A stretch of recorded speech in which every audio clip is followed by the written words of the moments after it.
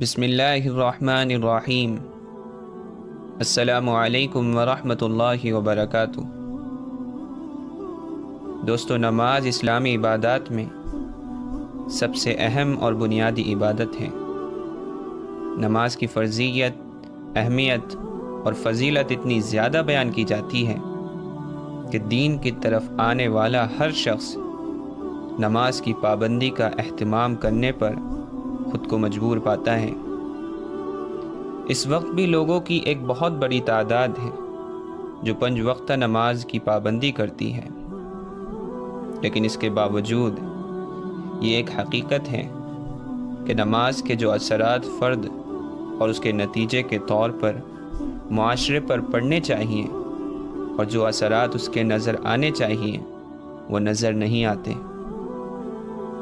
مثلاً قرآن مجید یہ بتاتا ہے کہ نماز پڑھنے کا عمل انسان کو گندی چیزوں اور گناہوں سے روکتا ہے، مگر اس کے باوجود یہ دیکھا جاتا ہے کہ باقاعدہ نمازیوں کی زندگی میں بھی باقی لوگوں کی طرح فواحش اور منکرات سب شامل ہوتے ہیں۔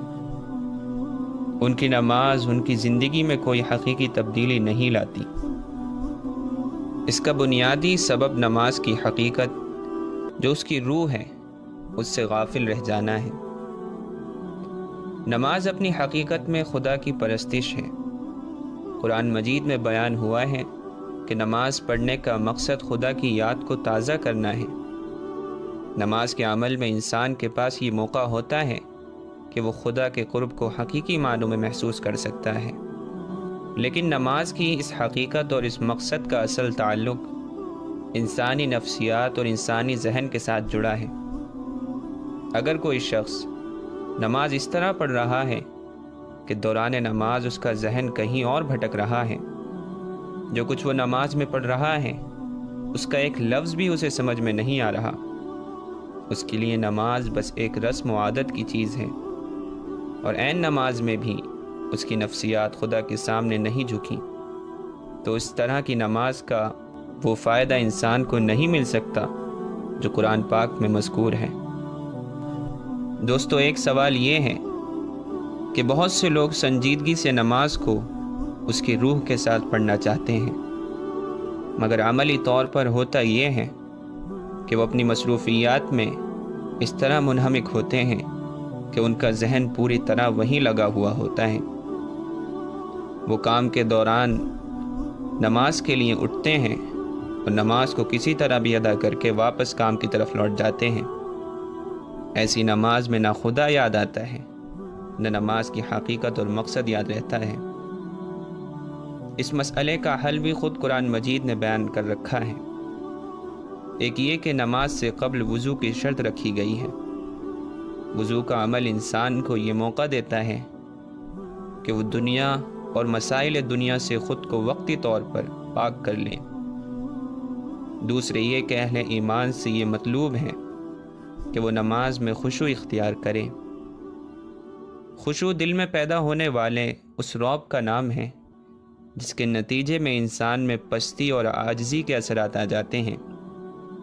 یہ خشوع پیدا ہو ہی نہیں سکتا جب تک کہ انسان نفسیاتی طور پر خود کو خدا کے سامنے نہ سمجھے۔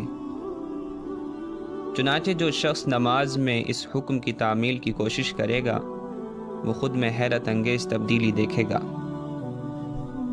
لیکن اس کے باوجود بھی اگر تبدیلی نہ آئے تو پھر ہر نماز کے بعد کچھ دیر بیٹھ کر بس اتنا حساب لگا لیا جائے کہ میں نے جو نماز میں ابھی کہا ہے کہ اے رب مجھے سیدھی راہ دکھا، تو میں خود اس نماز سے پچھلی نماز تک اس سیدھی راہ پر چلا ہوں بھی یا نہیں۔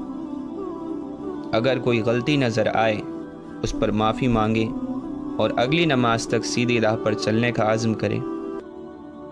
دوستو، یہ سوچنا یعنی یہ فکر ایک عظیم عبادت ہو جائے گی جو اپنی ذات میں اللہ کو مطلوب ہے، اور نماز کے بعد کچھ دیر بیٹھ کر یہ کام کرنا بہت آسان بھی ہے اور بہت مفید بھی۔